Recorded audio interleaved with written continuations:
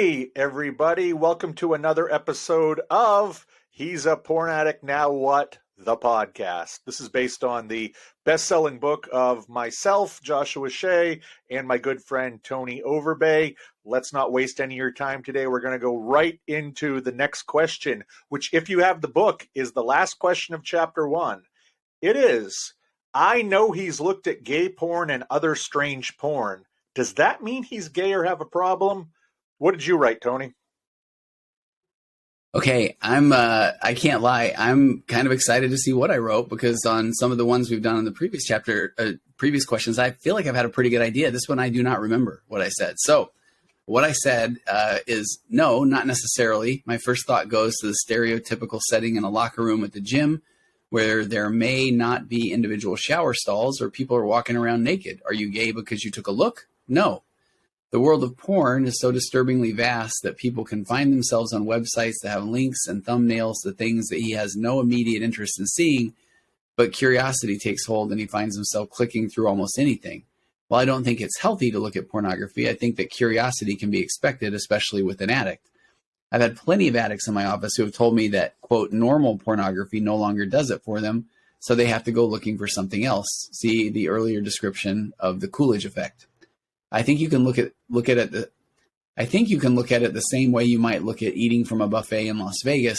If you were just ordering off a traditional menu, you'd probably get something that you knew for sure you would like. But when you have a buffet, you can try a little bit of this and a little bit of that. If you find something you like, you can go back for a little more. Now, with that said, I have also had clients who were closeted gay men living the life of a straight man.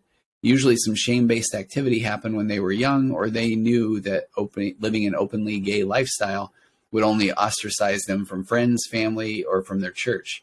For a lot of these men, if they weren't already acting out with other men, gay porn was their release. If he's an addict, I would be more apt to think he's just looking at something to satiate his desire for porn and not be too quick to draw conclusions for what that means in his, quote, real life. All right. I still agree. We'll get into that a little bit more, but let me hear what you have to say, Josh. All right. Well, what what I said was it may express some kind of latent or oblivious interest, but it also just may be that it is at a place of addiction where the normal stuff doesn't do it for him anymore. If you want to laugh, shudder, or have some kind of reaction in between, visit a pornography site and take a look at all of the exotic categories of pornography that exist.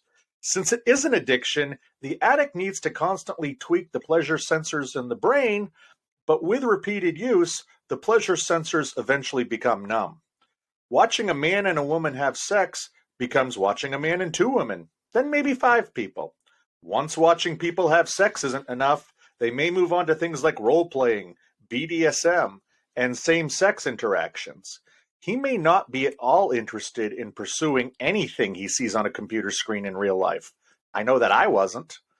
I got to the place that I needed to see extreme pornography that was well outside the norm of what people generally watch, but I can also say that I never wanted anyone to urinate on me, and I was never attracted to someone 2 to 3 times my age in real life. If there is a genre, I probably watched it at some point.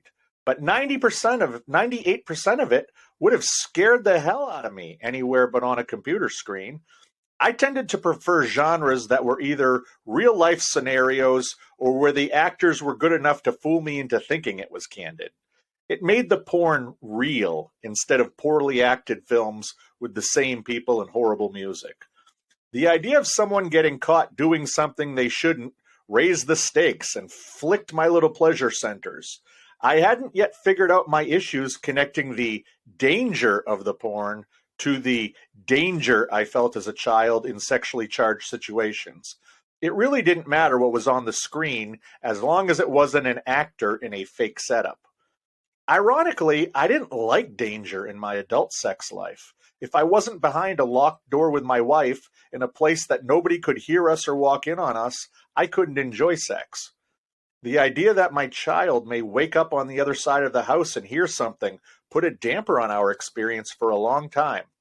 I preferred nights my kids spent at their friends' houses or nights where we happened to be in a hotel because there was nobody I cared about on the other side of the wall.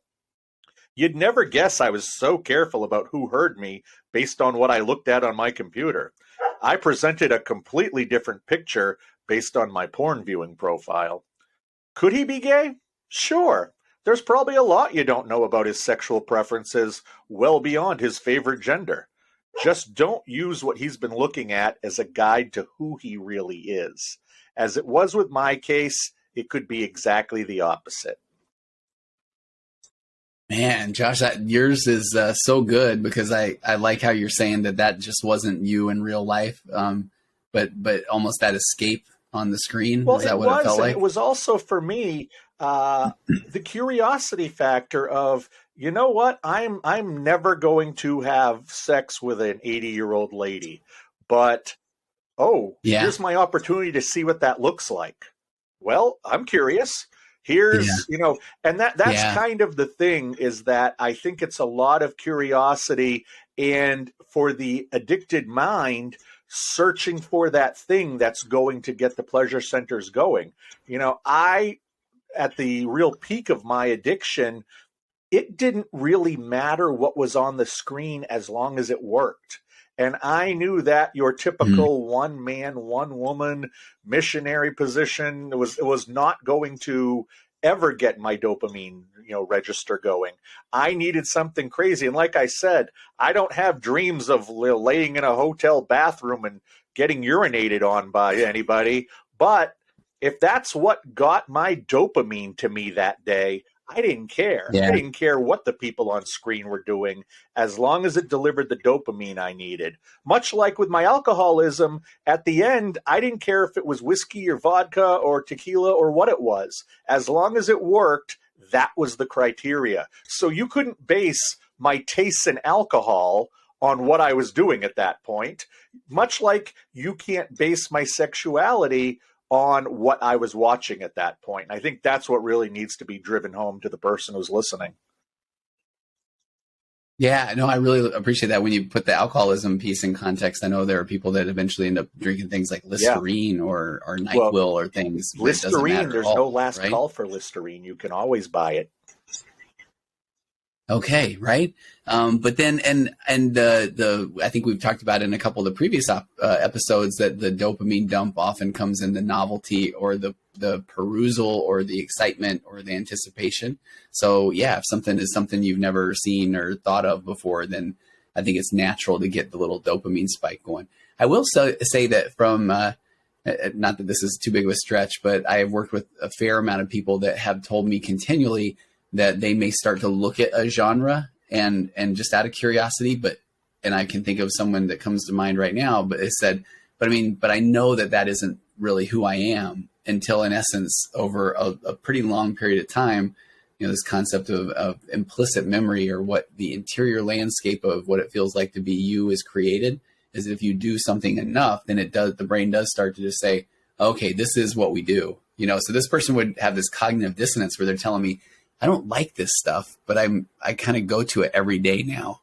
And it might have been, younger people or that sort of thing. And so I do feel like that there needs to be a point at some point where, okay, a little danger, Will Robinson, where if they start finding themselves going to the same thing. I don't know. Do you see where I'm going with that? But to me, that's kind of like when and you can tell me if I'm wrong, that sounds like the theory Yeah. behind you hear a new song on the radio. Well, I don't like this. You hear it a second time. Well, I don't like this. You hear it the third time, the fourth time. By the time you hear it the eighth time, you like it. And it's not that anything's changed. It's just that it got in there as an earworm or whatever. And now you like this song simply because of repetition. However, to me, something as deeply ingrained as sexuality, I wonder if it is still really just turning on a light that was always dim, or if it really is. I mean, Mm-hmm. I know you and I are both heterosexual men. Is there any amount Yeah. of gay porn that we could watch that would make us eventually want to pursue homosexuality, Okay. No, see, this is why I homosexual dig sex? this. And Okay. even if we Yeah. wanted to pursue it at that point, does that even still make us homosexual or not? Yeah. Okay. So, how much, I feel like we like to get a little bit of traction before we turn to bonus content. So let's keep going and we'll cut people off with a cliffhanger, I'm sure. And But then, where I like that you're going with this is, yeah, right. But I mean, being just completely upfront is that, I mean, what this person was starting to get into was younger and younger people, but it was the cartoon version, yeah, the hentai, that sort of thing. But then he started to think, okay, but now he said I did start thinking more and more about real life younger people. And then there's some of the porn video games apparently are just geared for that. Just that this is, it might be a yeah, younger person, but you are in this position of authority. So now you must take advantage of this person. So then, so it really was that almost Coolidge effect or going after the new thing. And so I do appreciate what you're saying because he was working under the auspice of, but I really don't think I could even ever do that. But so where we were working around was, okay, but would it be a good idea to harm reduction your way out of that though, to even if it was to try to work his way back to just generic vanilla porn, because he was just starting to find himself thinking more and more about now playing games about going and searching for, and would that eventually lead him to act out on that? I don't think so. But he could also, though, because I've had a couple of clients get arrested for just having possession of the, child pornography or that sort of thing. Because I almost feel like the part where you're talking about, or when the light switch comes on, or that sort of thing, is that something that, because I don't think, I like your analogy of, I don't think any amount of gay porn is going to even allow me to go be able right, to do something like that. And not that, pull a Seinfeld reference, not that there's right. anything wrong with that. But just, my, Well, I can tell you that yeah, whether it's underage porn or animal porn or some of this stuff that we generally think as taboo, whether it's somebody I talked to as a client, whether it's somebody I met while I was in rehab or in a group, it seems like there yeah, are two kinds of people who fall into these categories. And it's the kind of person who, now let's say, for instance, the underage stuff, you do have a segment of hmm, people who are attracted to children, and yeah, this is a vehicle for them to explore that. But then you have people who exactly, they've exhausted every other type of pornography out there, so suddenly they're watching some of this stuff. They're watching things that are now illegal because they've cycled through everything that's legal, and they view this only exactly. as another genre. It doesn't matter that it's a kid or an animal or whatever's happening. It's Cartoon rape or anything. involved. Yeah, no, I And like you I think distinguishing that that. that's Yeah, very yeah, important to recognize those two different things. Is that, if your husband, if your boyfriend is looking at gay porn, it's either because it's just doing it for him that day as a porn addict, or because he does have some of those things that were planted there, but the gay porn certainly didn't turn him into a homosexual if he already no, and was that's the thing one. that's key. Maybe Yeah, if he had pushed the latency down so much, this opened up, a gate, and it seems like he was never like this before. But much like I tell, everybody who comes to me for betrayal trauma, you had very little to do with this.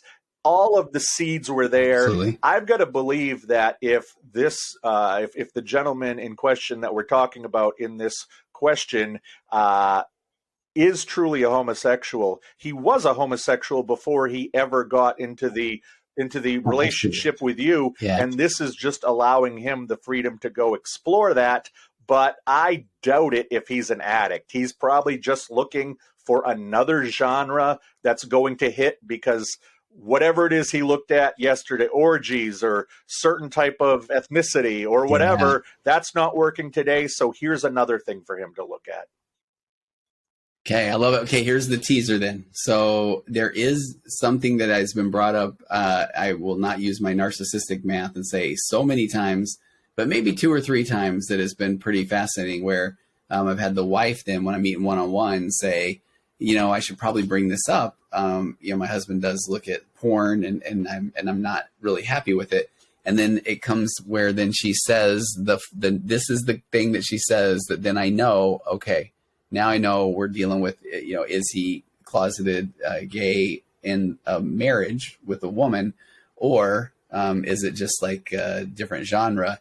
And that is when she says, you have to tune into the bonus content, Josh. I can't wait. I know, right? Okay. So I guess we'll see you on the other side. Okay. All right, let me hit stop. So, okay, I'll tell you though, what's funny is that